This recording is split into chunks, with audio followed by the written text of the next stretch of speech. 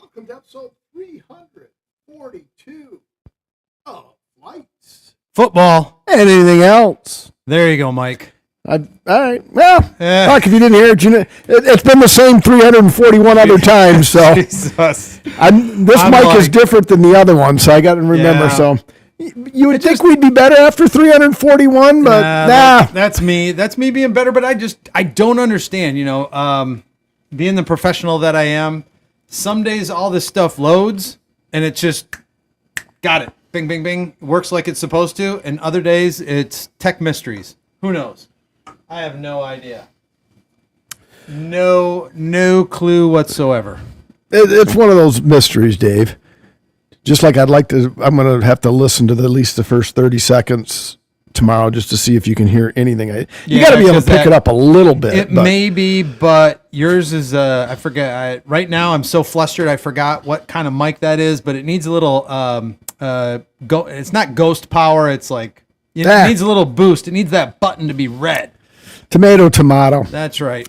But we haven't started without anybody yet. But Grandpa Blackhawk. I had to go to the Ring doorbell because I don't know if I was in the shower or if he just did a ding dong ditch type thing. But Right. I was getting ready to head over to the Cell Studio, and there was a cooler that looked like the one that I use at the North Studio, but another one that was tucked in the corner. And I said to Liz, "Why'd you move that cooler in the garage like that?" She said, "I thought it was beer for the pod." I said, "Well, I'm going to Dave's. I don't bring the beer."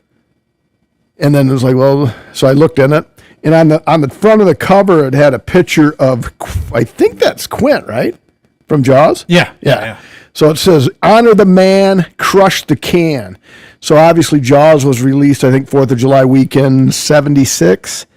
I think that's right. Might be 50 years. Or, that's not a corrections corner. But anyway, in that cooler was a 6-pack of Narragansett. There you go. Is that right? Or is that a Q? Yeah, Narragansett. It's a ale. So this is the can that Quint was drinking in the movie Jaws. Correct. So 6-pack, and it was fucking ice cold, so it must have been on ice for quite a while. Thank you, Larry. So yeah, thanks, Grandpa Blackhawk. So Thank you. And Dave already Very had much. the sheet made out, and since we're both kind of like OCD on that, we just decided we'd pre-pod with it because the tastings were all set in order. Right. So Correct. anyway, Thanks again. Excellent. yes, thank you very much. All right. So I'm, everybody knows where my headspace is right now. How are you? I'm quite well. Yeah, good. Yes, for this heat, Oh, and that never gets older, does it? Hot enough for you? Yeah, that's a good one. how about that for a segue?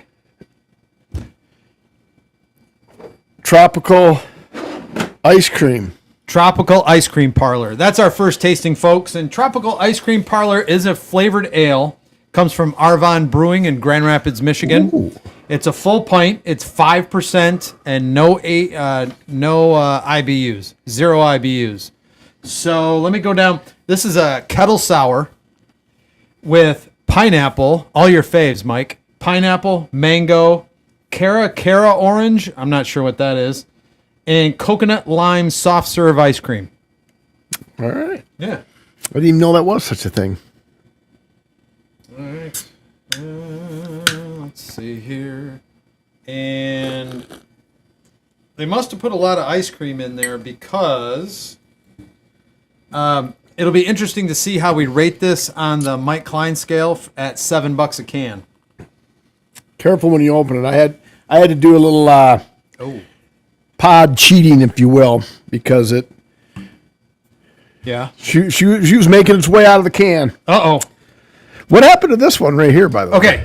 I'll talk about that while we're waiting for these to settle.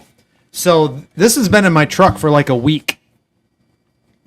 And today I went down and said, you know what? I don't need that. I knew it was down there, but I couldn't visually see it because in my truck it's down low. There's a cup holder down a bit lower. And I reached down to get it and I'm like, holy shit. Check that out. So, Marcus is here and ready yeah. to go. Nice. We're probably going to be muted so he can listen to the USA game, and he'll just watch us. Yeah. Yeah. So thanks, Marcus. And then, like I said, after we get into the sports segment, then we'll queue you up, and you can use the link, and you can get into that spot after we start the sports segment. But I reached down, and this is what the can looks like. So my truck must have been, like 120 degrees at one point, because I had the windows up and it was parked wherever I had it parked, at my dad's or one of the appointments. But oddly enough, there was still that much Coke in it. Because I looked down to see if there was a mess, and there's only a little bit of a mess, so it's not like a fuck you or anything like that. But I've never seen the top of a can blown off. Frozen ones I've seen many a time, but never heat related. Yeah. Yeah. So that's how hot it is, folks. But you kind of knew that already. All right. Sorry. Too busy talking. No, that's all right. And for the record, just for those keeping track at home, that was Coke Zero. Uh-oh. I told you didn't heed my warning. I didn't. I got to get it in a glass. Where's my glass? Yeah, you made a way bigger mess than I did. Yes. Did I say welcome to episode 341? I'm at welcome to episode 1, folks, as this is the first time we've ever poured beer. Wow. No, it's just me. No, it happened the same thing. Not as egregious as yours, but no. But I mean, as far as my listening skills and getting everything ready, and hopefully this goes better. I hope everybody is. Good thing I don't need my notes as much. yeah. Wow, that sucks because just drinking the foam. I think I'm going to enjoy this quite a bit. Yes. All right. Well, let's get this going here, and then I can clean up while you cheers.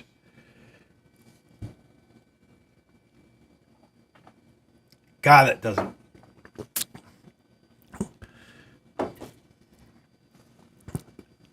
Coconut at the start, and then the mango on the finish.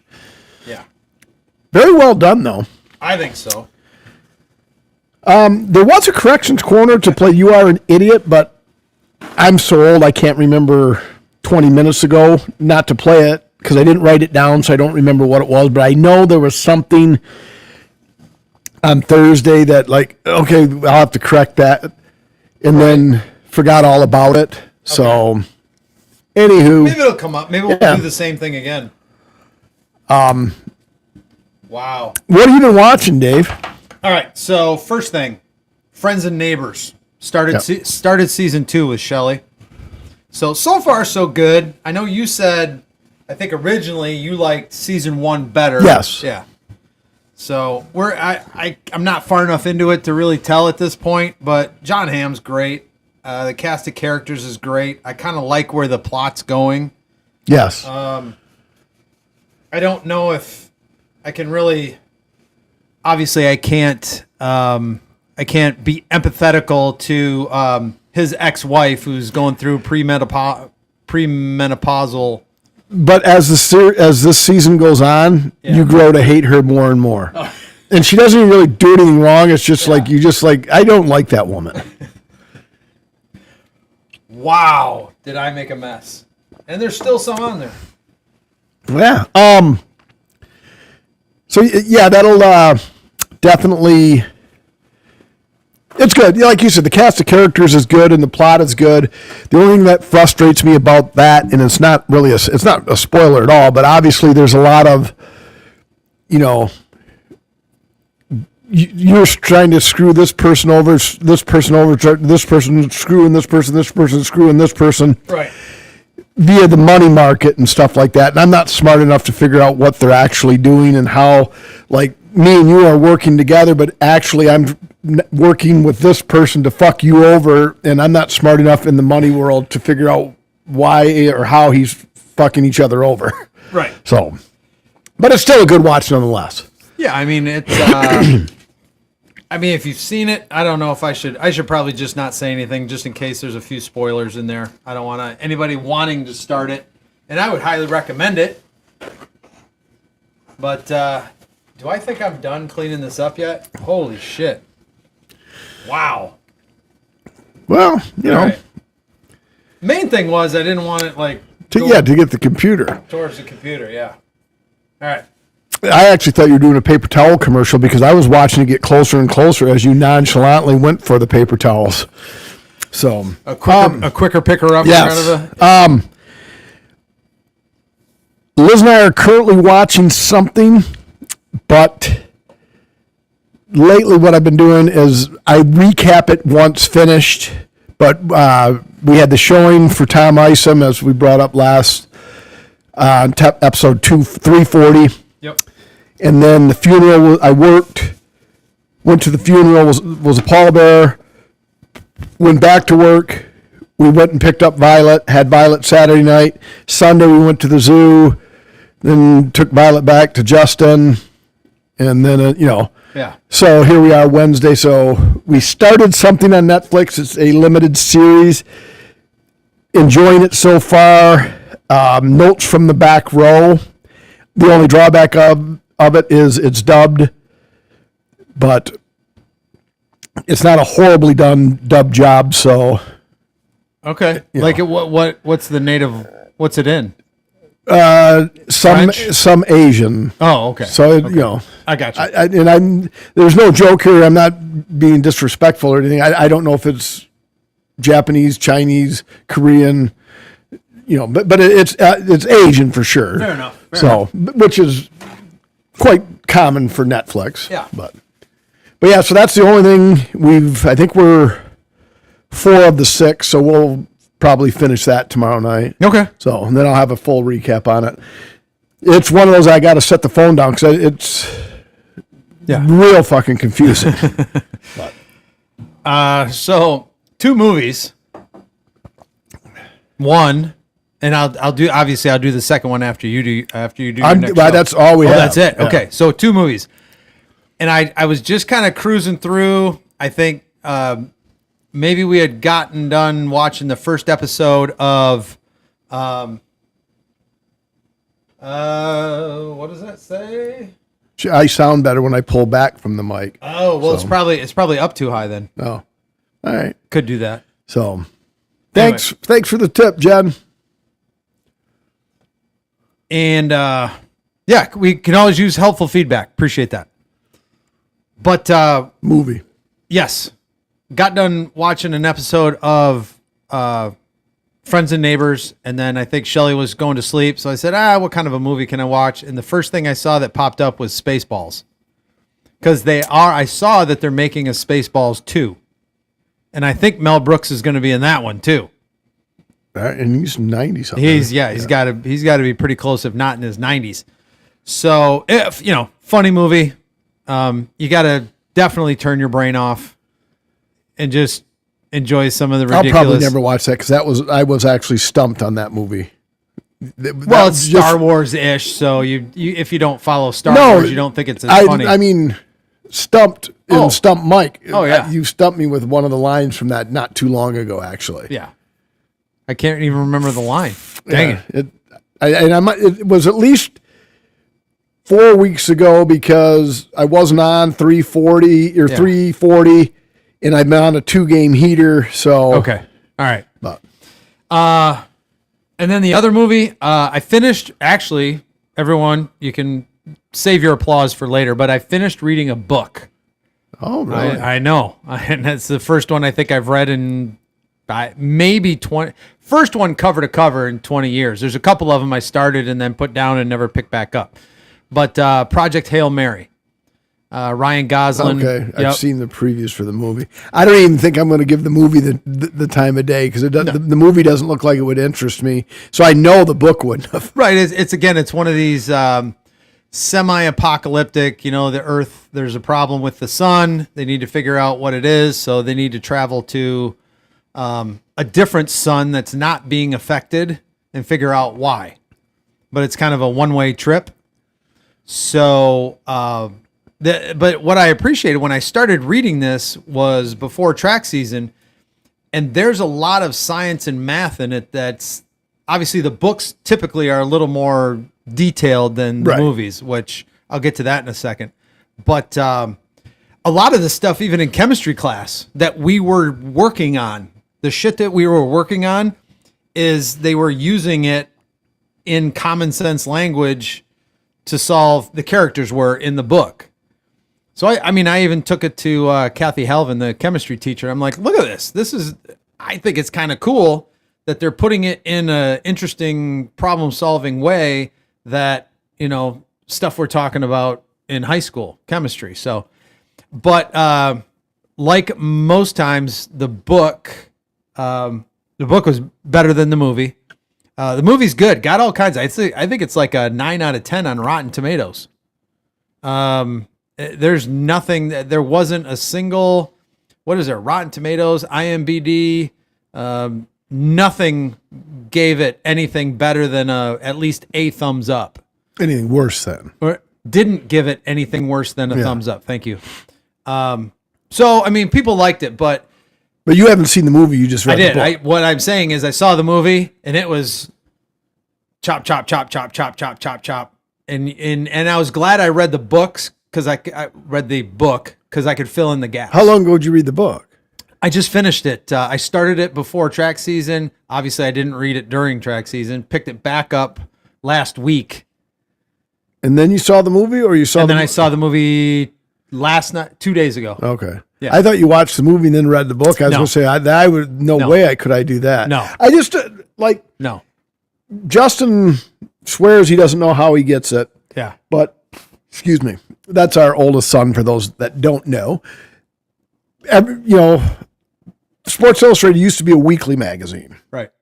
Now it's like every third full moon or something, Sports Illustrated comes out with an issue. Right. It's in his name, delivered to our house. He says he doesn't pay for it. We don't pay for it. And I'm like, you know what? I'm going to look for an article to read. So get the glasses on. And that fucking font is so small. And it's just like, paper's expensive, Mike. I get like 3 paragraphs in. And it's like, I'm sure I saw this on SportsCenter or something. So, and then I like to consider myself fairly intelligent, somewhat intelligent. I just do not like to read. I just hate it. I don't particularly care for it either because I have to sit still for too long. I mean, if I'm sitting still that long, I'm probably going to end up going to sleep. Yeah, you know what I mean? And like something like Peaky Blinders, some people say we got to have subtitles on because of their accents are so thick. And I'm like, that means I got to read. If I wanted to read, I'd have read a book, and I don't want to read a book. That's why I'm watching the movie, right. And I can't understand them. So therefore, even though I've heard a lot of good things about Peaky Blinders, yeah, I just can't watch it because I can't understand what he's saying, and I'm not turning subtitles on. Right. I got that. I understand that. All right, that's all I've read. All I've watched. All right, what have you been listening to? I did not get a chance to get anything new, and my old is my go-to stuff. So, all right, so my something new, as I use the air quotes, because it was so new and so off the wall when I Googled how many songs on this album are actually new. It came up, could not find any matches to your search. Yeah. So I reworded it. Is Just the Punk Stuff by The Offspring a new album? Nothing. Meets a search. No. I'm like, what? Well, I'm fucking listening to it on Spotify. It's got to be a real album. Right. So anyway, Just the Punk Stuff by The Offspring, released June 26th, 2026. 20 songs, 53 minutes. And what it is people always tell The Offspring, you got to play your old shit. You got to play your old shit more often. So now they release this, and it's just the punk stuff. So some deeper, edgier cuts. Yeah. Okay. And they went as far as some of the dates on their current tour are actually just the punk stuff shows where they're only going to play these 20 songs. So it's just the old stuff. Gotcha. Now, some of their new stuff is actually better, like, I'm drawing a blank. The one, But anyway- hey, that one? Or Th- yeah, is that old? No, that's not on there. I can't remember the name of But it. they're come out and play. Okay. Yeah, Yep, that's it. And then there's I Want You Back, or yeah. So, but anyway, the Offspring's really good. This was very distinct Offspring sound. So I count it as new because they're touring with this as some of their shows. Right. And they just released it June 26th. So that's my new. So much like last week, the Blink 182 Take Off Your Jackets and Pants. It wasn't new, but they had those 6 songs that were, hidden songs, but they were very old. Gotcha. But very good listen. I still like some of their old stuff. Yeah. Or some of their more mainstream stuff. But the voice is so distinct. And my something old, Facelift, Alice in Chains, August 1st, 1990, 12 songs, 54 minutes. Led the way by, obviously, Man in the Box. Yep. So Mike found another list here, folks. Just was playing around. Top rock albums of every year of the 90s. So I said, so this was the top rock album of 1990. So my something old next week will be Top rock album of 1990s. 91. No, 91. And then 92. And then 93. So I found another list, and I'm a sucker for lists. So We just got done talking about my listening skills, and so Or lack thereof. or lack thereof. And I couldn't when you said it, and then I went back to retrieve it. I'm like, did he say every decade or was it every year? and I don't know what the criteria is. I don't know if Joe Smith wrote this article and he looked at all the rock albums, and because Alice in Chains is actually like the grunge scene. Yeah. No, so I don't know if it was the guy looking at it and he's like, well, this was my favorite album, or if this is the best-selling album, or I don't know what the criteria that makes the 1990 the best album, the 1991 the best album, 92, et cetera, et cetera. Yeah. So we'll see, but it's a list.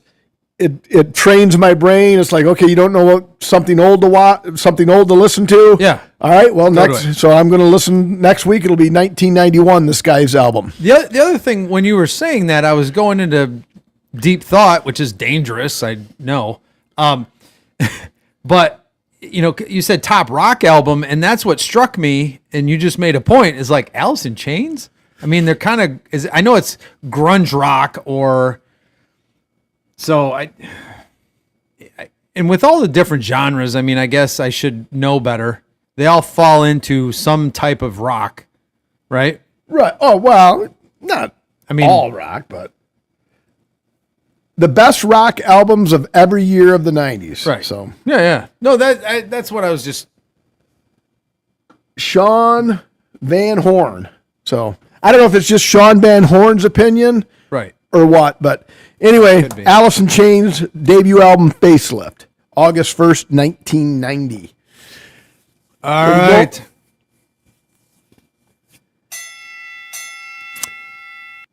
AEW had Forbidden Door. Yep. I thought it was something different that I was about to watch, so I stopped because there's plenty of Forbidden Doors on Pornhub. But I didn't even get the results from that because I'm so far behind AEW. And WWE, did you happen to catch any of Night of Champions? No. Which is actually, in the States, it was actually Day of Champions because it started at 1 p.m. because it was in Riyadh, Saudi Arabia. I didn't even see that in the shows unless it was down lower because they've got SummerSlam at the top. They had the NXT stuff right under that, and then they had Raw. So maybe I didn't scroll down far enough to on the website. Oh, WWE Yeah. website. So if I whatever I miss, if I go to get results and highlights, I'll go to their website and my picks weren't that good on the no DQ. I didn't even make the picks last week. Chuck was very disappointed. All in all, it wasn't a bad premium live event. Yeah. I don't really understand some of the decisions they had. and like Fish would tell me, well, that's the way it was written. That was what the script said. That's why they won. It's like, well, okay, fair enough, but I don't buy that. No, like Io Sky won the Queen of the Ring. I'm so sick and fucking tired of her. Yeah. And now all her matches are become stagey and robotic, and she's trying to get the crowd involved. She beats Liv Morgan, who was cursed by Danhausen. And if like I said from the start, if Danhausen gets involved in main event shit, I've got to get out. Right. If you want Danhausen to be mid-card or lower little goof spot, I'm good with that. Yeah. But, now he's got Kit Wilson and Miz Right. lobotomized. It's getting a little kooky. Well, you said the storylines are not. So, but they did have Raw. I'm halfway through the last Raw.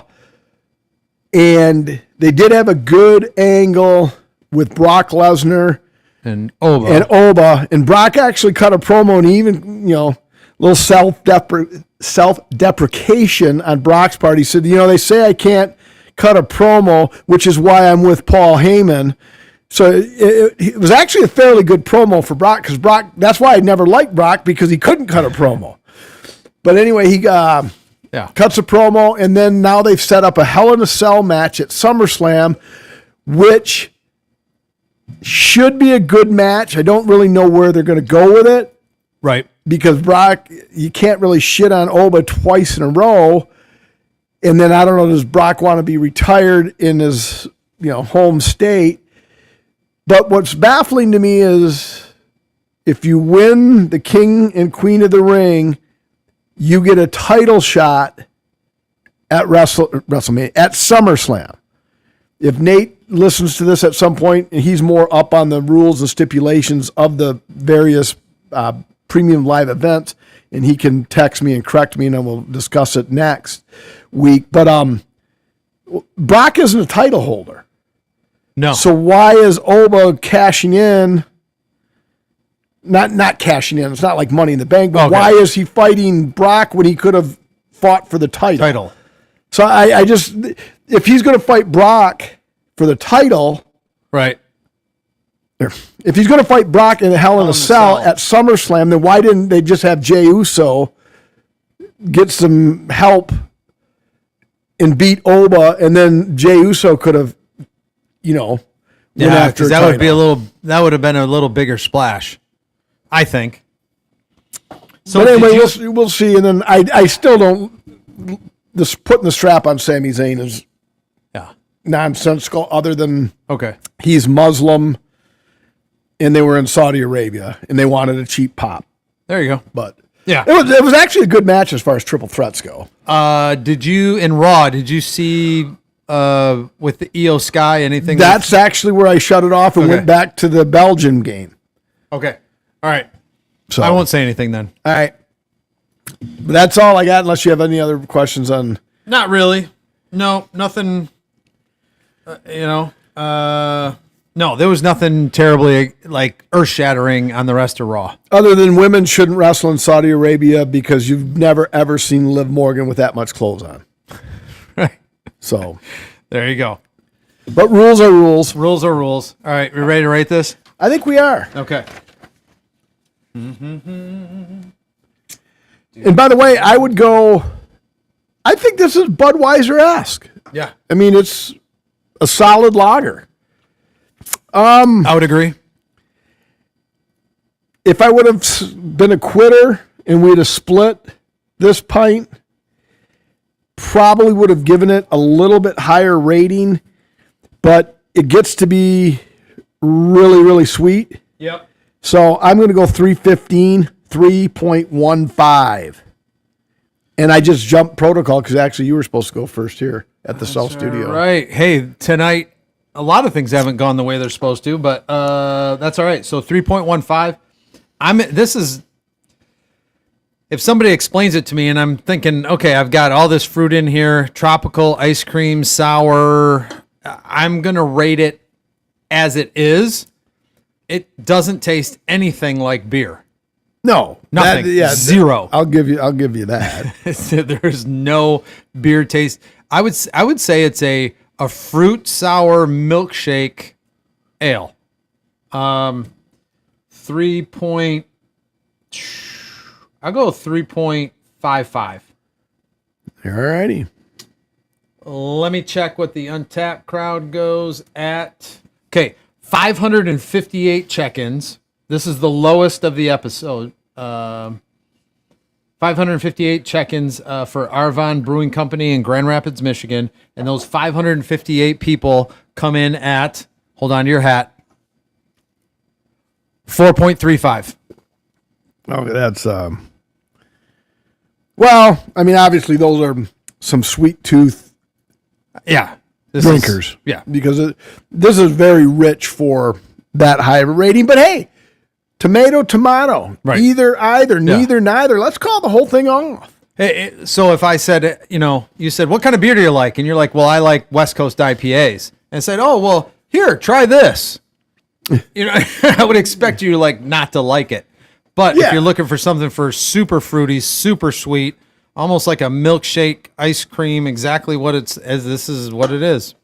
And there's a lot to that label for Arvon Brewing because Arvon usually is just kind of like almost just colors. Yeah, And it's just, they're little artsy fartsy. and they're plain Janish, if a little you bit. will. Yeah, sure. So- You know who's not plain Janish, Mike? Who's that, Dave? The Maple Grill. Yes, it's an amazing farm-to-table counter service restaurant and microbrewery offering a rotating selection of the freshest local items available and cooked over an open kitchen's wood-fire grill. The Maple Grill not only offers the greatest of local fare, but also wood-fired craft beers and seltzers as well. But wait, everybody. Don't get into your car yet. Go to their website. Go to the maplegrill.net, spelled GRILLE.net. Check out the menu, see what's on tap, and then get yourself to 13105 Gratiot Road in Hemlock.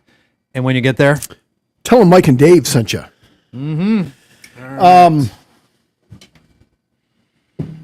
yes, talk to me. Well, normally you get the beer out and then do the ad race. So now I'm kind of like going through withdrawals. Like I said, Yeah. we're all over the place right now. So, whoop, that's not it. Whoop, that's not it. We may have had this, but I don't know. You're gonna have to tell me. Now, the reason I got this beer, the reason why, And by the way, going back to first tasting the Mike Klein scale, yeah, I would probably put this at 270, 2.70 at $7 a can. right. I mean, because that's like, I wasn't that happy with it for $7 a Sure, can. sure. Which, by the way, I was actually, talk about a tangent, folks. Yeah. Someplace in Midland, it was a 7-Eleven on the Saginaw Road. I think it was an old 7-Eleven, but now it's just a party store. Mm-hmm. And on the marquee, Busch Light, 18 packs, 2 for $25. That's 36 beers for $25. That's pretty good. And the pantheon of light beers, I would actually go Miller Lite, Busch Light, Coors Light, Mick Ultra, Bud Light. Mm-hmm. So that's just me, though. But 36 beers for $25. Yeah, I that's a thought good that's better than dive bar prices. All right, let's see if I can open this one without. Have you even announced it yet? Because I interrupted no. you, and you said I was going. I got this. All right, this is from Three Blondes Brewing, which we have been to in South Haven, Michigan. Yes, we've been. the night we rented something, and you and Shelly had to leave early because you had to go to a funeral. Yes, Okay. that's the one. So this one jumped out of the cooler at me because of the name. I think this is an all-time record for Flights football and anything else. We've got to be pretty close to 1,000 beers now. The name is Just Took a DNA Test. Turns out I'm 100% that beer. And when I went to look it up to see is that actually the name or is it just DNA test? No, it's the whole thing. Just took a DNA test. Turns out I'm 100% that beer. It is a hazy IPA. And by the way, it must be on Fox 66 because all of a sudden our soccer pregame was switched to bull riding. And we're watching Cade Sonner ride a bull, and he just clocked in at 8 seconds. So that's a good run. But I think the USA game must actually be on regular Fox. All right. Nope. Wait a minute. Yeah. I can't. I got to get this. I can't. Yeah. You know, folks, hey, I mean, this was one of those episodes where, you know, it can only get better. Well, apparently doesn't necessarily have to. So. All right. All right, yeah, this one I think I'm going to like. We're going into the 8th minute, 0-0. And both Dave and I picked USA in this game. Cheers. Cheers. Nice hazy New England scent, smells, nose. Yes, very tasty. And talk about a 180 from tasting one. I mean, oh yeah, not even no, that's remotely what I'm saying. similar. You would have to be a very, like you said, a sweet tooth for sours, and like that huge mouthfeel of like a milkshake. And yeah, this is the other end of the other end of the scale.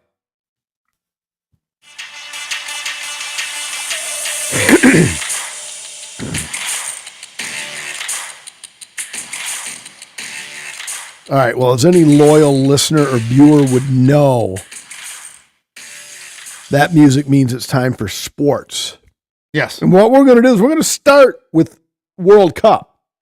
Would you? Our guest is waiting. Do you want to start with him right now or no? We can start. Give me 1 second, Marcus, because I want to pump my tires here a little bit. So now, I don't know anything about, as clearly proven, I don't know anything about the big four sports here in the good old US of A. You say you don't know anything? I get everything wrong. Oh. But now we're on episode 342, episode 339. As far as betting is concerned. Or picks and nothing picks. and everything Yeah. like that. Okay. NFL is my game. Yeah. And I was way under 500. Okay. Now, episode 339, which Marcus was part of, I went over groups A through the 12th letter, whatever the 12th letter of the alphabet. J, I think, yeah. J or L or whatever. I don't know. I've got it right here. And I picked all L. Yeah. pools. You know what my record was? What was your record? 11-1. Shut up.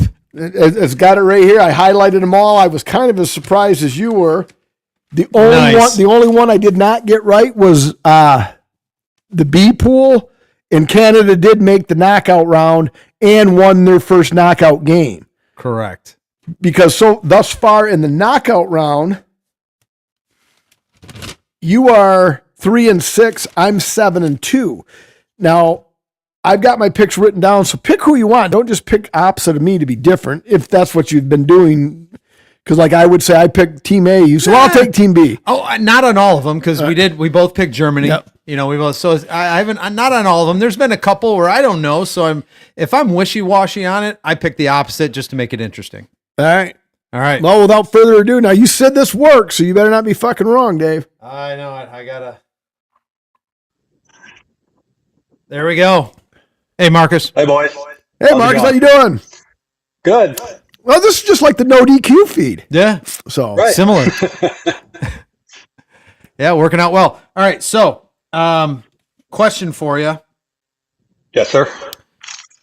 And did you have any questions prepared? Because I think this is something that you and Actually, I I were thought- talking about. Well, but you actually mentioned Nick Witzke, and then Nick Witzke said he wasn't going to be able to, so I thought I didn't know Marcus was going to be on. Okay. My only question is there any way U.S. loses this game? I mean, obviously They there's a should- way, no. but okay. Anything can happen, right? But yeah, they're predicted to win this game. Okay. And I'm then, watching right now. Yes. yeah. So, question, and I knew I kind of preempted you a little bit, Yep. but one thing that's frustrating for Mike and I, because we're kind of novices with this, is especially when you get down to the last couple minutes or even extended time and things start to get physical, like really physical. It looks like a player will come in, they'll crash the party, they'll jump all over somebody, but then somebody else ends up with a foul, and it's like, what what the hell just happened right there? And I know sometimes it's very similar. Let's say, for example, a last minute pass to the end zone in American football, and the referee doesn't know whether to call pass interference or, offensive pass interference. Basketball, you're down to the last inside a minute in basketball, and there's a melee going on. Everybody's in the paint. And there's a tip in, but there's a foul called. It's similar, but it just seems like I can't figure out who commits a foul and why. You know what I mean? So, So it's like you said, it's like a Hail Mary pass. And it comes down to the muscle and the effort. And the referees are supposed to kind of be impartial, right? So they don't want to make a call that's going to determine the outcome of a game, which that's what they're there for. That's why you have 4 of them. And then you also have VAR, the video review. They should be making those calls. And when a penalty happens, it should be called. I thought that was a good call in the Belgium game. I even noticed, he clearly kicked that guy's leg before he had a chance to play the ball. Right. And I even said that's a penalty. So I was pretty proud of myself for that. There you go. Yeah. So good. You're learning, Mike. You're learning. Thank you. Some of the other stuff here. Obviously I don't have my notes out. What was my other question? Oh, so in the last game and I know the USA is playing right now. Yep. And I know a lot of teams, if the game doesn't matter and they're already advancing, like say from the group round into the knockout round, and they rest players. But it just seemed like the U.S. defense against Turkey was just not happening. It was just if Turkey got in the box, it seemed like they were getting some really, really good looks. So go ahead. Did that expose anything to some of the other teams that were watching that game, or B, did that give the U.S. kind of a heads up, like, hey, we better button this up? Is that going to have any kind of effect here? No, it won't. So during the Turkey game, we basically switched out all of our players. So you have 11 players on the pitch during the game. During that particular match, we switched out 10 of the field players. 10? Or 9 of those, and then we switched out the keeper. All right. That game didn't really mean a whole lot. That's why we're in the knockout round. But it did give the coach a look at those people that were kind of on the bubble. And he's going to be thinking about that in these knockout rounds. What can I get out of these players? Okay. And so that weakness in the defense that you saw, everybody else saw, and the coach saw too. So unless he absolutely has to sub out one of his starting defenders, those defenders are probably going to be playing the entire game from here on out. Yeah. Okay. One question I had that I've noticed in some of the games I've watched, when they do make a substitute, let's just call him John Doe from whatever country. Oh, John Doe's in the game. This is going to be a big lift. He's going to get it. And they make such a big deal of it. And I'm sitting there thinking, well, if he's that good, why isn't he starting? So that's a big misconception. Like over here in the U.S., everybody wants to be a starter.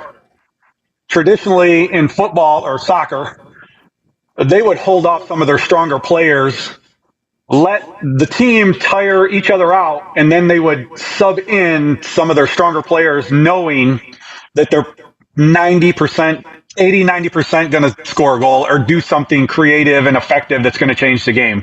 Yeah. Okay. Unless they got down early or something, would they throw them in? Correct. Okay. Yeah. I gotcha. Did you see the Belgium game today? I did. Marcus? Well, I work on an assembly line, so I can listen to it. And every once in a while, I can sneak a peek. And when there's a goal, I try and watch the replay. But yeah, I was listening and watching today. Well, shame on me. It was like the 77th minute. It was 2-0 Senegal, and I said, "Well, I better get caught up on Raw." So I got I got off YouTube TV, and I went to Netflix to watch last Monday's Raw. And then I was playing around on my phone, getting some notes ready for the pod, and I saw that it was 2-1 in the 87th minute or whatever. And I'm like, okay, well, that's still an insurmountable lead.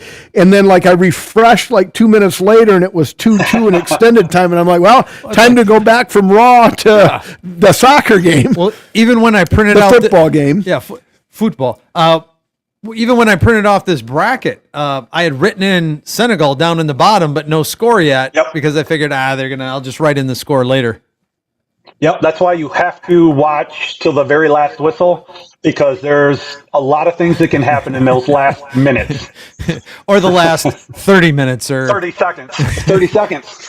And from someone, I've watched more football, soccer here in the States Yep. since you've been on And that's awesome. That's episode awesome. I love that. 339 than probably my entire life combined. And I even noticed, I text you and Dave on this, the knockout play has been much more exciting, much more wide open than some of the group play. And I think group play is all right, well, the two teams that are below us, they're not making it. We're going to the knockout, so we'll just kind of run the clock down and survive in advance, so to speak. Now in the knockout, you lose, you're gone. So it's a little bit more wide open and actually a little bit more entertaining than the pool play was. Or the group play or whatever it's called. Yeah, the group play, yes. From here on out, it's knockout, and it's like a boxing match. You're going to see blows thrown one way, and they're going to be countered another way, and it's going to go back and forth, back and forth. And it's going to be intense. And what I find is the more I watch and the more I understand what's going on and kind of relate it to the other, not net games per se, but like basketball, hockey, where you're kind of watching for those things I talked about before, like give and goes. You start to see them start to kind of set up plays, or even in hockey, like you're trying to center the puck, right? Well, same thing here. Right. You're trying to get that ball into the center so something good can happen. And then I'm not saying I'd still like to see more scoring, but it makes it a little better than before when I was a little more ignorant and not really watching those kind of things. If you know what I mean, to watch 90 minutes of a sport and there's no score. Yep. But you can, once you start to know what to look for and see some of the, you get a corner kick and you get excited about that. Yep. My only gripe the whole time I've been watching the World Cup here at 2026 is, all right, I get the gamesmanship. You want to sell, and we talked about it, the flopping, they're going to call it whatever. But it's like some of the way these guys go down, it's like, dude, you have a fucking shin pad on. There's no way that could have possibly hurt that bad. And I mean, they literally lay there as if they were shot. So if there's very little padding on these, they call them boots. They're cleats, and some of these studs that are on these boots are anywhere from a half an inch to an inch. These ones are probably a half inch, but they're metal studs. And when you get stepped on, it does hurt. And when your back of your calf gets raked with those studs, it hurts. And until you've experienced it, yeah, it looks like a flop and over dramatic, but it definitely does hurt. I can attest to that. So are these like MLB, like the Major League Baseball? Those guys wear the metal studs. Is that what you're talking about? Those are like, yes, those are like flat where they grip into the sand. Yeah. These ones are more rounded. Okay. But they still hurt like a bitch. All right. I bet. I was just imagining, like the kids. Like the high school kids with the plastic ones. Oh yeah, yeah. And I'm watching. I'm seeing some of the boots on some of these players. They are just wearing the plastic ones. And to your point, Mike, about the shin guards, some of these guys, you're thinking of shin guard covering the whole shin. Some of these Yeah. guys are wearing shin guards that are like this, very, very like 2 inch by 1 inch. That's Okay. all that they need to have on their. So Sometimes they get hit a little above it or below it, and sure. yep, I get it. It does hurt. I know when I rack my shin, it's I'm doubled Oh, yeah. over for Yep. for just a little bit. Who do you like moving forward real quick? Tomorrow, Spain, Austria. I'm going with Spain. Spain was one of my favorite picks. Yeah, I think and it'd they're be hard predicted by a not to lot go. of people. That's who I got. Yep. I picked Spain as well. Be hard to not go with Spain. Portugal, Yeah. Croatia.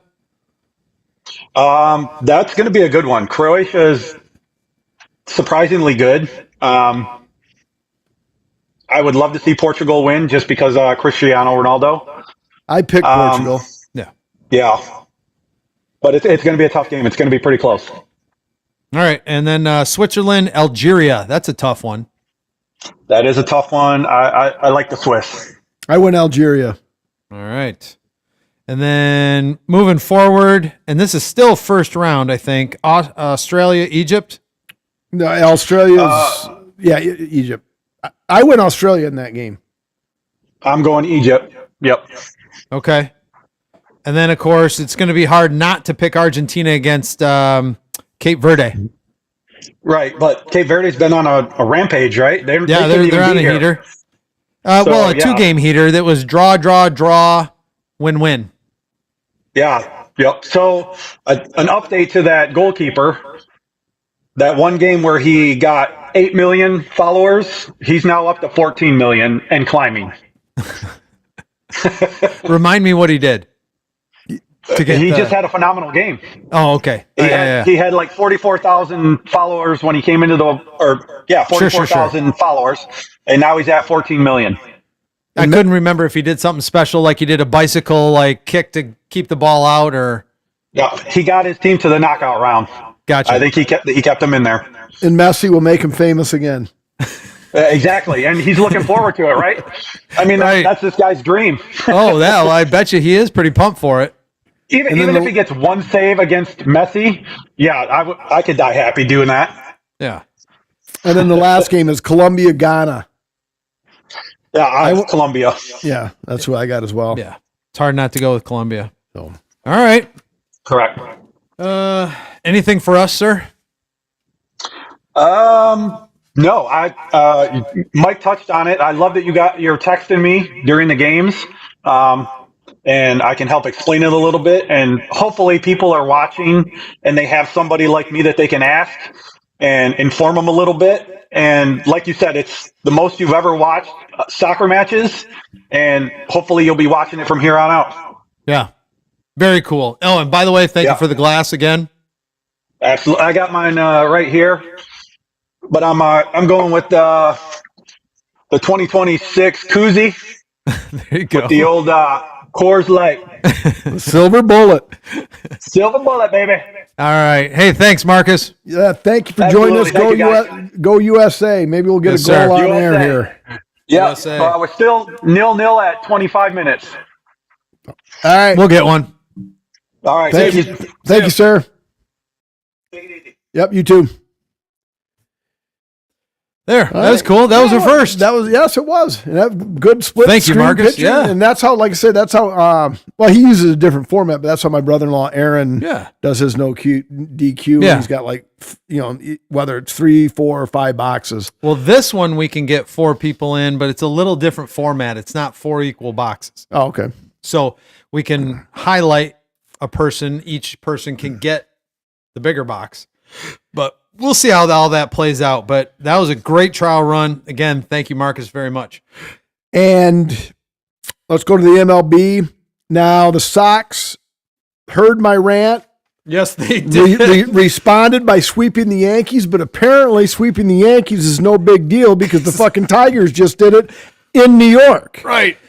The Red Sox were at home, but it was a 4-game set. The Tigers were on the road in a 3-game set. So apparently, and then the Red Sox beat the Nationals on Monday night and then promptly got their shit kicked out of them Tuesday and this afternoon. So it's back to the same old Red Sox. Yeah. Conley Early left last night's game with inflammation, soreness, tightness in his elbow, which is never good for a pitcher. So I'm sure he's fucking out for the year. And a bad season just keeps getting worse. But they are my team. I said I was a bandwagon jumper, fair weather fan last week. I admitted it. I'm not really. I'm just the world's biggest poor sport. I'll still watch them. They can't fucking hit. They're too inconsistent. Too many holes. I do like the way that Wilson Contreras plays with fire. The Nat pitcher, I don't even remember his name, Cade Cavalli maybe, punched out 13 socks on Tuesday night. And after he struck out Contreras, who fucking had a mega bat flip on Monday night against the Nats pitcher, clearly as plain as day, yelled, "Sit down, boy!" And Contreras is walking back to the dugout, and he kind of just looks at him. He says, "Are you talking to me?" And then Right. he said something, and fucking Contreras went out there, benches and everything emptied. Yeah. Little dust up between Nick Eaton and the starting pitcher from Monday for the Nats. And then Contreras took his helmet and he just fired it at somebody. So I love the emotion for Contreras. It didn't really pan out because the Red Sox, that's shortly thereafter, early left, hurt, and they got bombed, and then they got bombed again today. Ah. So, but the Rays, thanks to the Yankees, 2-8 in their last 10, and they're currently on an L7. The Rays are the best team in the American League at 49-33 for a .598 winning percentage. And the Dodgers are still the best in the NL/Major Leagues at 56-30 or a .651 winning percentage. But the Brewers have actually jumped the Braves. The Braves, like the Yanks, are on the struggle bus. They're 3-7 in their last 10, and the Brewers are now the second best team in baseball. There you go. They need something. Eventually, though, you get to like the third or fourth year of just listening to the Yankees, the Dodgers, you know what I mean? It's just there's got to be a little. Well, the Yankees haven't won since 2001, so let's that's true. let's not lump them Or into maybe the, it's just the whole, In fact, the Red Sox have 4 the Yankee fans like to tout their 27 world titles. Yeah. I like to tout that the Red Sox have won 4 since the Yankees have last won 1. There. Well, that's true. And there's always the saying, why is everybody always staring at the Yankees? Because they can't keep their eyes off those damn pinstripes. There we go. What movie? Catch Me If You Can. Leonardo DiCaprio and Tom Hanks. Okay, I hope that's not on the stump, Mike, because I've never seen that. No, it should be though, because it's one of my favorite movies. All right. Then the only other NASCAR I have is, I don't know if you're up, because I never get notifications. Excuse me. I never get notifications. I got to look at your phone on why you're not getting notifications. And I checked all the settings. They're on. And I just happened to check, and I was up. Cam made a pick last night at like 9:50 something. Yeah. So I made my pick this morning. I took Ryan Blaney in the 12 car. You did. Now, last week at Sonoma, which is a road course, I had Christopher Bell, the number 20 car, and I think he took 5th or something, which gave me a 3rd. Yes. Now, yeah. And then Michael McDowell, I think he finished 10th or 11th, but he only got me 5 points. It got you a 6th, right? Yeah. 5 points. Yes. Yeah. So this week at the Aero 400 Chicagoland Speedway, so they're in Joliet, Illinois. So if any of them decide to commit Joliet. Keeping track at home. Thank you, Joliet. If any of them commit a felony, they could just take them down the road to the local prison. Yes, sir. Yes, sir. That's where the Blues Brothers was filmed. There you go. I'm glad you picked up on that. And yet another example, the book was actually better than the movie. Yeah. The car chase that went through the mall, Yeah. because I was a teenager, and that's one of the very few books that I have actually read. And I was watching the movie, and I was like, that's not the way that happened in the book. I mean, the book, the car chase was a lot more intense, and it was like, all right, well, whatever. Yeah. I have number 6 car, Keselowski. Oh, so you have got the notifications of Yep. pick. So yeah, Yeah. and you were like 3 after me, or 2 or 3 after me. And I think we're done for this. Okay. So yeah, and my I knowledge. haven't gotten notified in any of those picks yet. Yeah. Whoop. Sorry. I'm gonna get in trouble. But yeah, I picked. USA won. Woo! Oh, look at that. There we go. That's yeah, an NFL player's dance. Yeah. Higgins picked, and he's got who do you pick? Of course, I touched my phone and it scrolled at 90 miles an hour. He's got Byron, number 24 All right, car. Lord Byron. Yep. All right, what else you got in sports? PGA Travelers Championship last week. Scotty Scheffler couldn't hold on. But he's still $2 million. He's $2 million ahead of the next highest winner because he's got like 4 top 5s, 9 top 10s, and nothing lower than a 14th or something like that. Yes. Still Sir Scotty, but and then this week I believe is I don't know. I didn't look to see what this week. It's I think it's kind of an off week. Well, Phil won't be involved. No, he won't. All right. We ready to rate this? I think we are. Okay, here we go. Well, we'll alter the universe. I would normally go first, but since I jumped you, I'll let you go first. Pick beers 2 and 3, but I'm ready because I've got my rating written down. Okay. And I'm going to go. Now, wait a second. They said that was no goal? Wonder why? Offsides? Must Probably have been fucking offsides. offsides. See, well, that didn't look anywhere near offsides to me. But I looked up and saw the ball in the net, so I didn't really see where the players were positioned. 3.75. I liked it a little bit better than you. I went 3.84. All right. And our Untapped crowd, I did not look. I've got to go look it up to try to be as authentic as we can. Go back here. What do we got? Oh, 4.1 thousand check-ins. So a few more check-ins than our friends at Arvan with the tropical ice cream parlor. About 8 times as many. Yeah, a lot more. 4.1 thousand check-ins, and those 4.1 thousand people checked in at 3.82. There you go, Mike. Thank you. Thank you very much. Very good, sir. All right. I'm going to finish that as we get this next beer out. And nope, are they going back to the offsides? No. Oh. All right, our third tasting. This one comes to us from Old Nation Brewing Company, and they are in Williamston, Michigan. Okay, down there just east of Lansing. And this is their M43 Tart Strawberry. It's a New England India Pale Ale with strawberry flavor, 6.8% and 65 IBUs. In the hops here, we've got Calypso, Amarillo, and Citra, and then it's dry hopped with Citra, Amarillo, and Simcoe. For those of you keeping track of hops. And not to be confused with dry humped, which is when a reliever gets up in the bullpen and doesn't get used. Keep your mind out of the gutter, folks. And the second, a little louder. Yes, I did. The second tasting, by the way, talk about not listening. If you didn't say it, the second tasting was 7.3 and 40. You may have said it.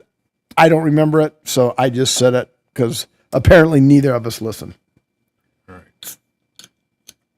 Oh, this one, did you roll it? Hopefully a little bit? Yes. Yeah, because it says right here, don't freak out sediment and what you can do about it. Number 1, roll the can for even sediment distribution, or 2, pour but leave some behind. Either way, enjoy it. Well, I did that. Now it's just the enjoying part we got to work on. Are you a strawberry fan? Somewhat, kind of, sort of. Okay. Yeah. And this one's right in between. So the first one was $7 a can. The second one obviously was only a 12-ounce can, so that was $2.99. Excuse me, $3. And this one is $4.99. $5. Hint of strawberry on the notes, which is to be expected, since it is a with strawberry flavor on the can. So there we go. all right. Cheers. Now, it is an IPA. Yes.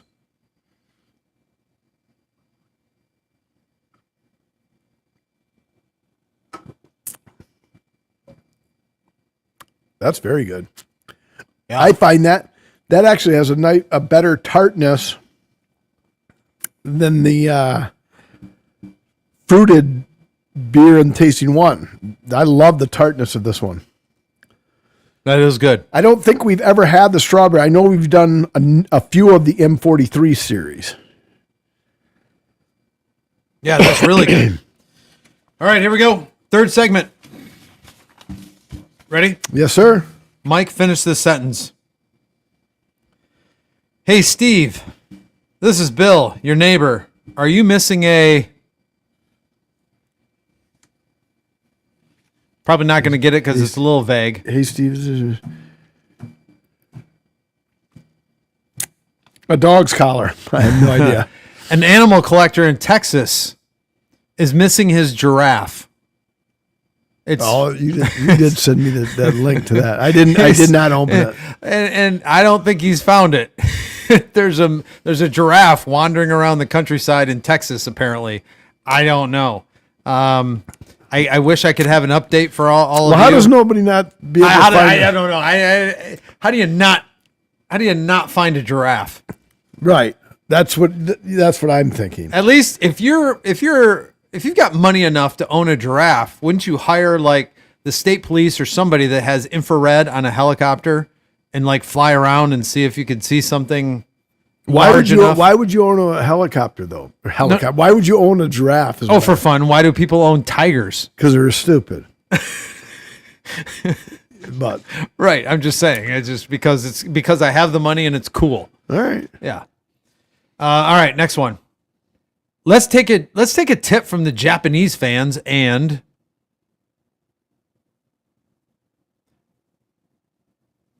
Cheer for our team faithfully. no, clean up your shit. So the Japanese fans, apparently all of them, every single one of them, when they go in, you know how the each individual country a lot of times has a kind of a specific area in the stadium, right? Yes. They apparently hand out garbage bags to every one of the fans, and when the game is done, they clean up their section. They interviewed one of the custodial people for, I can't remember the stadium or where they were right off the top of my head right now, but in the interview he said the stadium, it was almost cleaner after they left than it was before they got there, and they all walk out with a garbage bag full of stuff. That's kind of like Isn't that crazy? yes, that's kind of like the what's the group that rents out the Civic Center? The religious group. Not sure. Not Oh, it's hard not to watch, isn't it? not the I'll think of it. Yeah. But anyway, they clean the Dow Event Center before they have their little shindig, Yeah. and then they clean it when they leave. And my mom used to say it was the cleanest the Dow Event Center ever looked. Yeah. Is when they were done. It's not That's Mormon. It's Oh, Latter-day Saints. yes, thank you. Yeah, the Yes. Latter-day, for sure. I can Yes. see that. Yep. Absolutely. So All right. Yeah, apparently they do that. And they interviewed one of the Japanese fans, and they said, well, in primary school, which is kind of what they call it outside of the States, they don't have janitors at their school. So at the end of the day, the kids clean up after themselves. So they're just like, that's what they do. So if you can imagine any of our private schools, and I know we got the game on Yep. behind the camera, everybody, it's super hard to not pay attention, especially when the ball has been in in that half of the field almost the whole time. But yeah, no custodians, so they just like, yeah, we just clean up after ourselves. fair enough. Yeah. All right, next one. CFL teams will not. Don't know if you saw this line. Will See- not. Canadian Football League will not. Have a championship game this year. They are not allowed to sign Brendan Sorsby in 2026. Oh, okay. So now he's just getting blackballed. He's just getting throttled. So Yeah, he's the CFL announced to public media. They're like, yes, we have told all of our teams they are not allowed to sign Brendan Sorsby, who was the college kid from Texas Tech that bet on college football and his own games when he was with Indiana. when he was with Indiana. yes. Sorry, yeah. So just like now, I will say I'll follow that up with an article that I just read today that the NFL said he will be eligible for the 2027 draft. All right, moving on. Pundits went and did it. They said France. Finish that sentence. Will win the World Cup. Yes. So going back to the Senegal game with Belgium, they went, I wrote in Senegal, you kind of turned it off and went to some other thing. And now all the pundits said, yeah, France is going to walk away with this with Mbappe, as their leading goal scorer. I think he's got 4. He's got the record right now for the most goals in the knockout round, I think. All right. Yeah, so I don't know. Maybe, you know what I mean? Everybody is in France is knocking on wood, trying to not get jinxed. That was the one question I wanted to ask Marcus, which I forgot about because I didn't have it written down because I'm old and I forget shit. But like when they go into extended play in the knockout, the graphic in the upper left says no golden ball in the World Cup. What is the goal? I don't know what the golden ball is. So I don't know. Maybe I'll text Marcus that at halftime because that will be about done with the pod. Sure. It'll be at halftime. Yeah. He'll be on his way to get another Coors Light. Yeah. And now, because I don't know what the golden ball is. If for some reason, Marcus, you're like in the home run derby, that was worth more points if you homered on. Not Sure. It wasn't worth more points. You got more pitches or more time if you homered on the golden ball. Oh, But- yeah, I don't know. So Well, I don't know if Marcus is still. If you're still listening, if you want to pop back in, and I see you down at the bottom of the screen here, you can answer that tonight, or he'll just text you like he said. All right, next one. LeBron James will finish out his career as a non-Laker. Okay, you did see that. Yes, one. I did see that, and he I actually just don't know how. I mean, I'm not like, I don't sit there and watch NBA and do this to LeBron James or anything like that, but I'm just, he had such an amazing run with the Lakers to just say, hey, by the way, I'm just letting you know, I'm not going to be playing for you guys next year. I don't know why I don't get that, especially at age 41 on whose end? on LeBron's.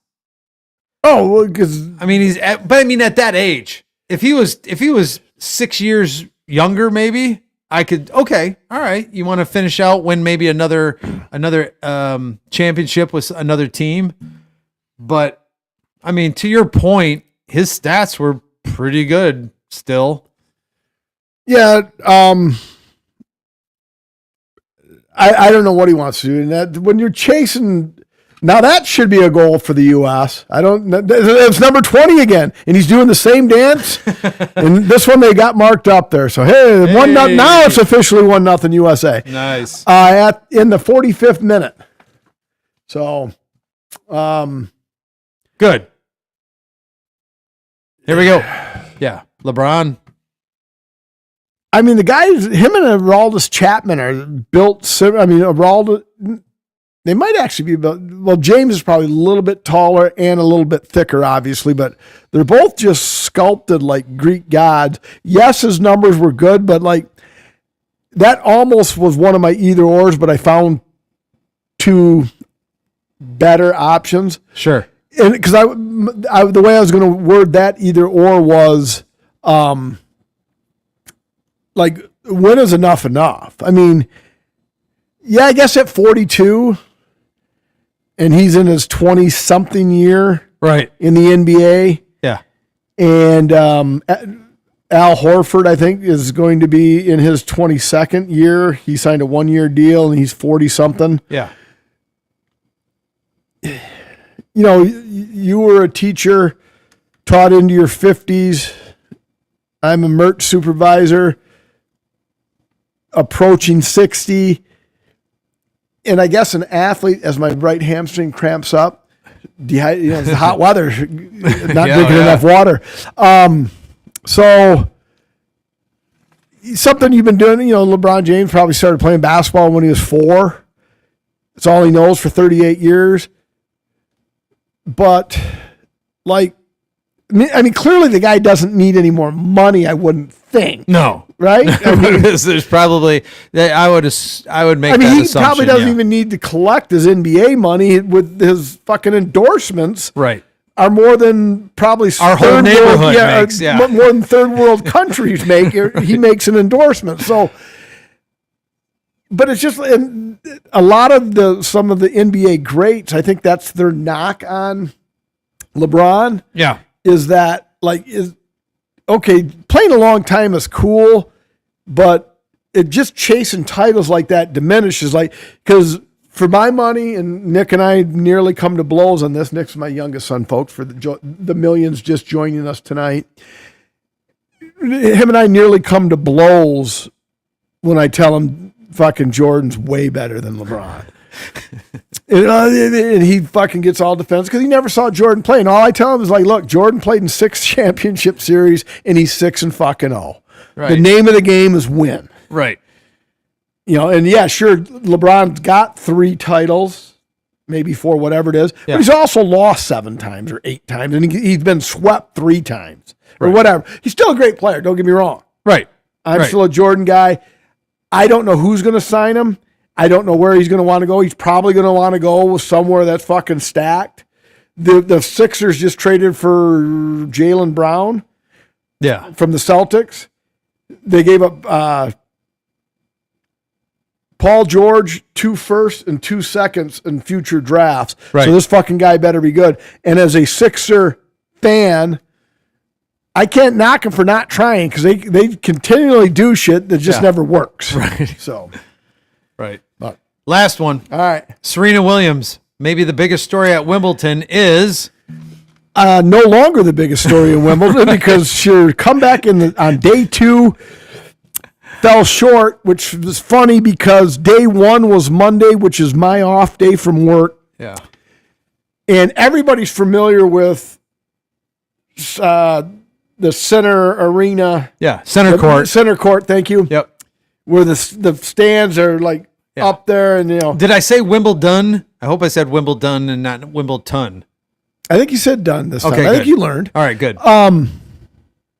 Which Grandpa Blackhawk donated this to, and he's a stickler for the ton and done. Yeah. But anyway, day 1, how many courts are at Roland Garros? Because day 1, I was watching Dave's cousin's neighbor versus Mike's brother-in-law's sister's cousin. Yeah. And it was on a court where you could actually hear announcements from another court. So how many fucking courts are at Roland Garros? I think there's obviously when there's 100 players, they can't all play on center court. Right. But I just thought it was funny. The one guy is, they're hitting and then all of a sudden you hear a cheer, you audibly hear a cheer. And it's how doesn't, yet you have to be quiet when you're in the finals, when you hear the. Yeah. But yet in the first round, it's you just got to overcome the noise, pal. 18. All right, so there's 18 courts. Yep. So, but I thought that was weird because I don't think I've ever seen a live match of day 1 of Wimbledon. Okay. Yeah. Ever until this last month. Look at all this new stuff you're doing. Wow. Who said an old dog can't learn new tricks? Exactly. Or watch new sports stuff. Yeah. Exactly. So, all right. That's it for Mike. Finish this sentence. All right. Where are we going? All right. The pressure segment here. Pressure segment. So 42, 31, and 1. So that's about 57 some percent. All right. And I think we have one more in the 80s, or are we in the 70s now? This is the last one in the 80s. So what I'm doing, ladies and gentlemen, if you're just tuning in, this is the top 100 movie quotes according to a particular source. And I went through them. I had certain people, loyal listeners, friends of the pod, family members, pick them for a while. But now they're so sparsely done throughout the top 100 that I'm basically going from it was 98 or something like that back through. I'm going down the count. So next week will be in the 70s, but I'm just going through an order for the few that are left, and then we'll get to number 2 and then go back to number 100 and then finish with number 1. So this is number 81. All right. Ready? Last week, by the way, it was 80 something, and it was 86. Attica from Yep. Dog Day Afternoon. Correct. Ready? Yep. I can do this all day. Oh, just give me a second. This one I'm going to be disappointed in. I should know this one. Maybe.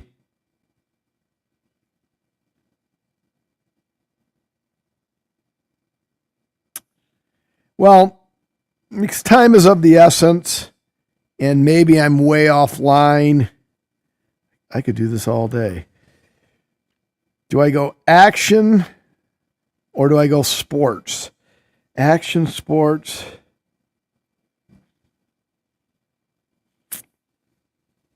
Yeah, it's just a total stab in the dark. I'm thinking I know it. It's not much to go on, not much context there. Give me Top Gun. No, sir. And you're going to be you're not going to be disappointed. You'll maybe be a little angry. This one's from... The only way I'll be angry is if it's from the Rocky series. Not from the Rocky series. No. It's from a series that you have never seen. Well, then I couldn't be angry then if I've never that's seen true. it. Okay, so this was first done in 2011, and I'm not saying that another actor hasn't done this, but this was made very, very popular from 2011. Well, actually, through the comic book series, it was made popular, but then 2011 in the movies, in every single movie that this character had been in since 2011, Steve Rogers, Captain America, the first Avenger, played by Chris Evans. Oh, I could do this all day. Anytime he gets in a fight with, that's one I just wear the Allen move on because I've never, I don't think I've ever seen any of the Avengers. And I think it made the list simply because, that franchise, has been seen by how many people across the world, and it grossed, I don't know, $200 trillion. And that is his Captain America's go-to line is, I can do this all day. Typically he's getting the shit kicked out of him by some villain or somebody. And then he just, And I think Ron Jeremy said that in all of his movies.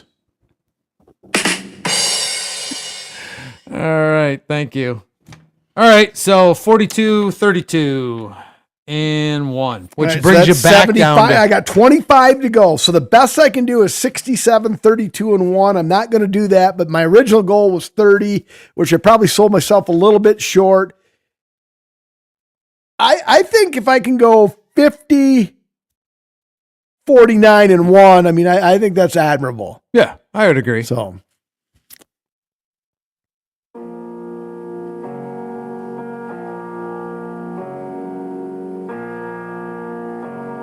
You'll notice that's a little bit louder too. Yes. I did a re-recording. Thank you. Yeah. All right. Well, kind of a soft week here, but I do want to make mention. Especially after last week was such a heavy hitter. Yes. We have Joe Doring, 44 years old. Jake sent me this, a picture of him. Didn't even list the guy's name other than Joe, so I had to do my due diligence. Anyway, Joe Doring died of, he had brain cancer in 2017, fought it off, then it kind of reemerged, and then he passed away on the 26th, I think, at the young age of 44. He worked in TNA, Total Nonstop Action. and AJPW, All Japan Pro Wrestling. So he said the picture Jake sent, I said, he doesn't look familiar and I don't know his name. And Jake replied yeah, I don't either. I just sent it to you. So I felt I had to do some due diligence, and in TNA and All Japan Pro Wrestling, he was kind of sort of a big deal. So he's number 3. Number 2, Steve Zabel, 78 years old, All-American in 1969, 2-time Big 8 champion for the Oklahoma Sooners when the Big 8 was, in fact, 8 schools. Eight schools, not 28. He played linebacker and tight end for the Sooners, and he was drafted and played 10 seasons in the NFL. And wasn't a great NFL player, but 10 seasons in the NFL is 10 more than I got. Right. And number 1, Victor Willis. This one was sent in by Grant Davis. I think Grant falls behind, catches up, Sure. Maybe he's week to week. I don't know. Whatever you got to do. Appreciate you, Grant. Yeah. Yeah. Whatever you do, Grant. Thanks for doing it. Victor Willis, 74. You know who that is, Dave? Nope. Well, it's safe to say he's not going to be staying at the YMCA.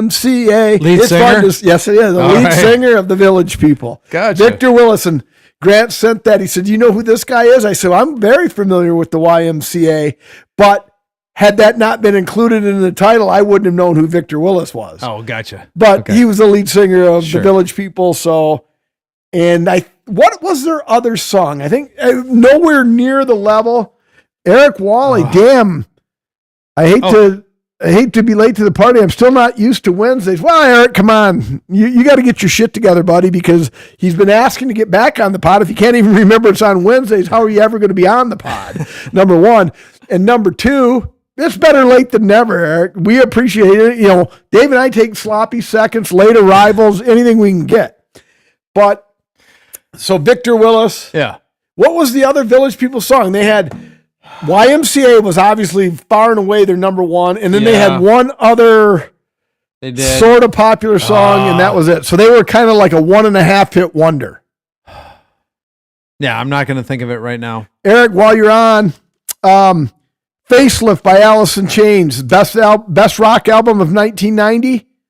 Would you agree or disagree?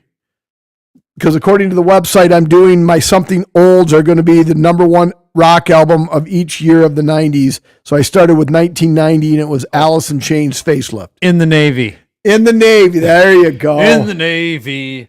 You can. And Eric says Eric disagrees with that was the best rock album of 1990. All right. All right. Well, you'll have to do your own article so I can listen. I'll listen to your selections. What about Macho Man? Oh, I would have thought Man. Macho Man was better than. Yeah. Okay, they were a 3-hit band. Yeah. All right. Well, anyway, rest in peace, Victor Willis. All right. Let's see. Okay.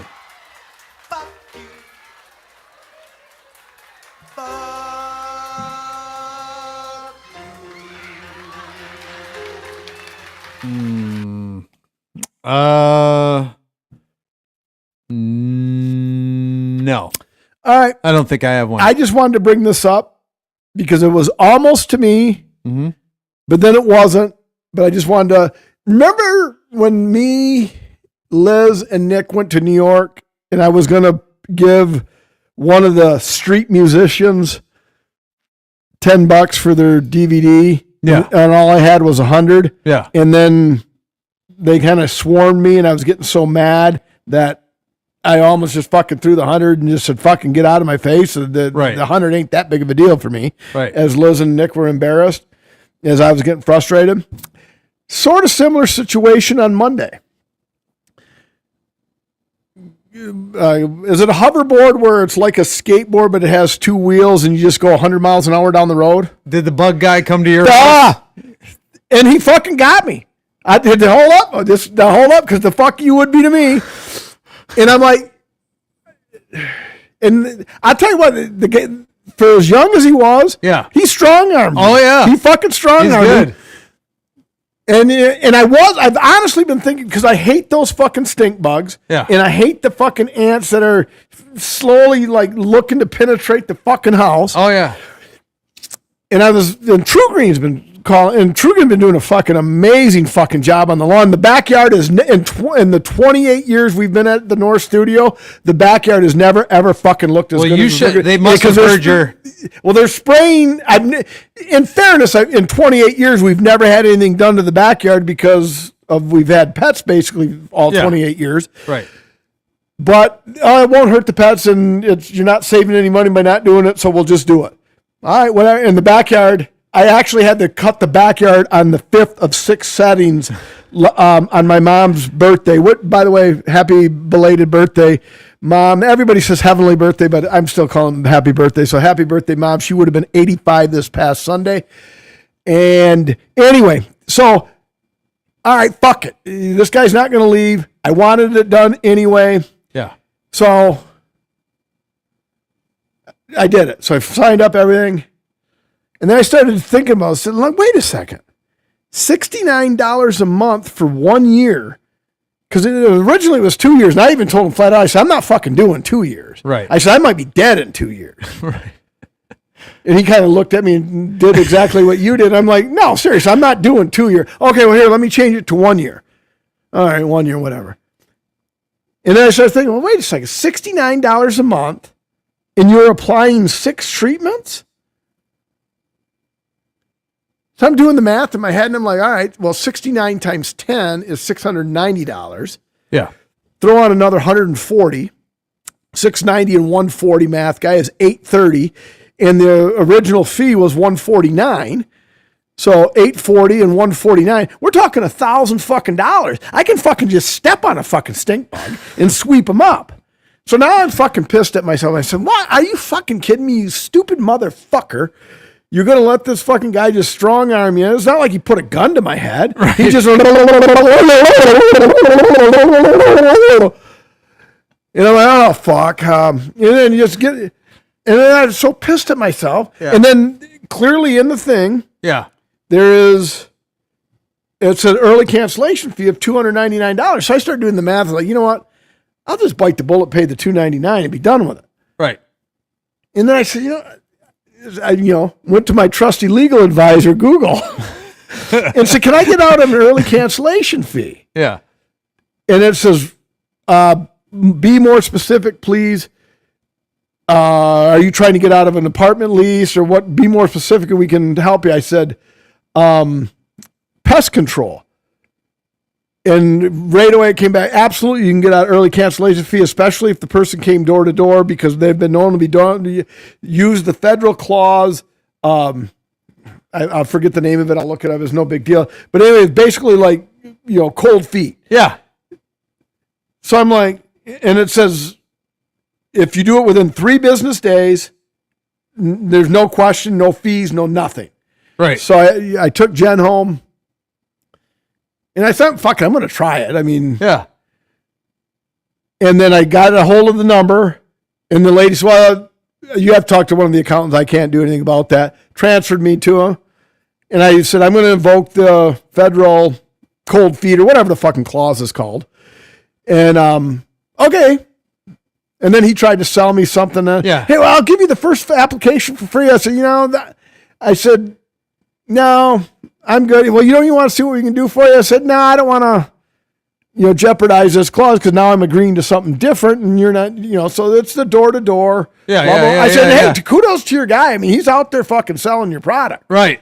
I said, kudos to him. He almost had me, but I said, I do have a legal background, which I didn't tell him it was a Google search, and I'm like, and he's like, okay. And then he said, you'll receive a mail that it's been canceled. And before I left Jen's house, it was canceled. And I was like, whew. But yeah, so it was like, but yeah, awesome. But yeah. Well, and now our listeners are well informed. what is the name of it? Yeah, that's awesome. And there's a bunch of stuff out there. There's a few things that I've gotten, same kind of situation, kind of got strong armed or just kind of like, okay, you agree to something because you just want this person to go away. Yes. And so 100%, that's awesome. Yeah, he came to the door and I just said, and I fibbed a little bit.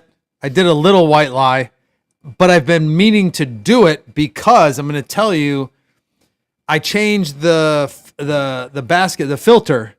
We have these little nylon socks that go in the filter for the pool because of all the cottonwood, right? Right. And that stuff gets in the filter and it's nasty and whatever. I was changing out the sock and it was filled with bugs. There must have been a hatch. It was really, so I pulled it out and this bug crawls up on my hand towards my wrist and starts going up my arm. And I'm looking at it and I'm going, son of a bit, it's a tick. And I know it's a tick because I pulled 2 of them off of me when we were up 2 weeks ago at our cabin by Cadillac. I'm like, are you kidding me? I've never pulled a tick off me in my own backyard for whatever reason. So I had it in my head, Garpeel, we're pretty loyal to Garpeel. And so, I was going to call them.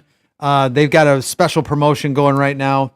And yes, I had the Garpeel kids were at Swan Valley. So I do know Rob, blah, blah, blah. But the kid was just started in, like you said, like, oh, well, hey, I go, hey. He's like, well, we got really good prices. You want to try our price? Because our price can beat anybody. I'm like, no, I get a pretty good price. He's like, oh, yeah. I said, well, I know somebody that owns a local company. And he's like, oh, really? And I'm like, really? And so I just kind of went tit for tat with him for a little bit and he gave up. So, and that's not usually me, but I think I just hung on to that. Like, now, can I call up Rob Garpeel and say, hey, Rob? And he's going to be like, who, Dave?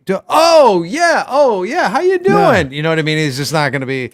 It's not going to be that kind of he's not going to give me a special rate, but I just used it to push that. The Segway that kid had was pretty cool though. Yes, it was. Yeah. It motored pretty good. It motored really good. Yeah, so. He's got to get door to door so he can get people that in any event. Yeah. Good stuff. Yeah. So anyway, a non-fuck you or a fuck you turned into a Mike dodged the bullet with his stupidity. It wasn't even stupidity. I just like it was. Like, you get frustrated. It was hot out there. And he's like, "How often you're outside, sir?" I said, and I literally told him, I said, "How long have you and I been talking here?" He's, I don't know, about 3-4 minutes. I said, about 3 minutes longer than I want to be. Right. I said, especially in this fucking heat. Yeah. I said, you don't mind if I swear, do you? No, that's all right, sir. Yeah. Yeah. But anyway, all right, real quick before we rate this beer, I got either or. It's been a while, but I told you we can't make this shit up. Or, let me get in the glasses. I can't remember my own writing again.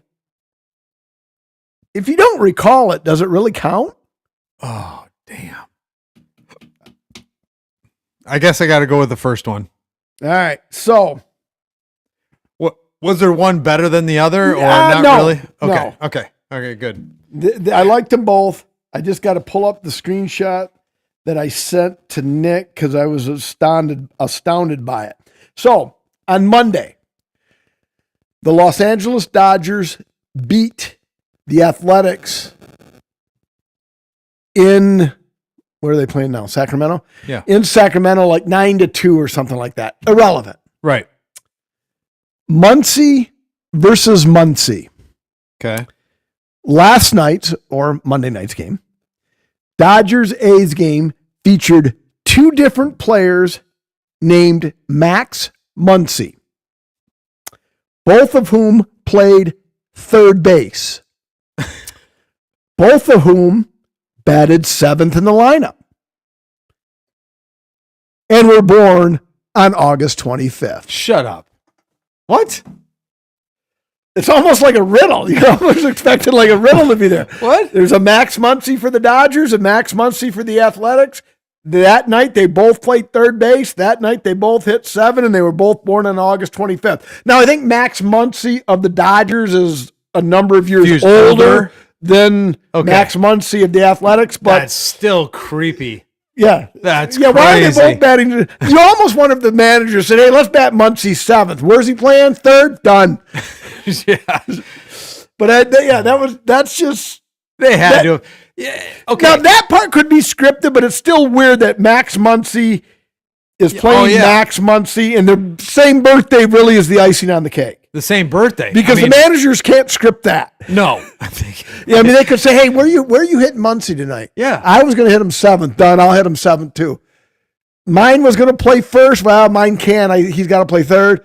All right, I'll play mine at 3rd. He can play 3rd. So those two could be scripted, but. And anybody that calls bullshit on that, I'm going to call bullshit on that. Because with how many is there 182 games? How many games? 162 games. 162 games in a season. Hell yeah. They're looking for storylines and to do fun shit or to do something different as long as, they give themselves a chance to win a game. So I absolutely think they for sure tried to do that to just make it interesting. Why not? Right. Why not? But like I said, I think the icing on the cake is the August 25th. Yeah. Because the managers can't script that. No. Nope. All I right. agree. Anything else, Dave? No, sir. Except for rating this beer. Look and see, Marcus Baker said you can't make this shit up. He's right. You can't. Before we rate this beer, Marcus, I don't know if you heard the question before the U.S. What is the golden ball? I see when they're in extended play in the knockout, it says golden ball not in play in the World Cup. What does that even mean? And if it's too long of an answer, A, you can pop back in and we'll get you on the screen so you can answer it, or B, just text Mike later. Yeah. Just so I know, because the few times I've seen it, it says golden ball is not in play. So, there must be in other tournaments, like Sure. I don't know what it means. I'm trying to make some like sexual context to that. Well, that's but the golden shower, but that's in the locker room after for the winning team. Oh, that's sick. Or would it be the losing team? Stop. Anyway. All right. Text later. He's going to text later because the second half started and we're wrapping it up anyway. Yep. I've got my rating written down, David. All right. And I'm going to let you go again because I jumped you in the first one. 4.1. Oh, all right. What do you got? My favorite of the night. Yep. I had to go 3.99 because it's just a fucking smidge too tart. Oh, you think so? So I had to punish it and keep it out of the 4. I mean, 3.99 is a hell of a rating on a 5 scale. Yes. But it's a tad tart. I would drink more, don't get me wrong. Yeah. But 3.99 just because it was a tad tart for my liking. This got better and better as I drank it. I did the stair step in terms of the number of check-ins. Okay. So we went 558 on the first one. Small size. 4.1 thousand on the second. Probably standard for our pod. Yes. Third for this one, Old Nation Brewing from Williamston, Michigan, 25.8 thousand check-ins. Not the largest, but probably in the top 10%. Yes. They came in at 4.08. All right, so all of us are on the same page. Oh, for sure. Yep. Yeah, and like I said, I wanted to go 4, but I said, you know what? It's just I'd like a little more punch to the teeth versus tartness, but all right, and thus went 3.99. Anything else, David? No, sir. We're at 3:42. We're wrapping it up. We're in the 49th minute of knockout game. USA versus who are they? What's the name of this team? A blue and yellow flag, and the initials are BIH. It's Herzegovina. Yeah, close enough. USA won, 49th minute. 1-0. Go USA. I think you meant Golden Boot, which is Golden Boot. Okay, Golden Boot, Golden Ball, Golden Shower. A top goal scorer. Why would that be why would that be mentioned in games? I have to text because the Golden Boot's the top goal scorer in the tournament. Unless goals in those don't count. Maybe in penalty kicks, Golden Boot, they don't count towards the Golden Boot. Maybe. I don't know. I'll have to research it. But anyway. All right. 50th minute, 1-0 USA.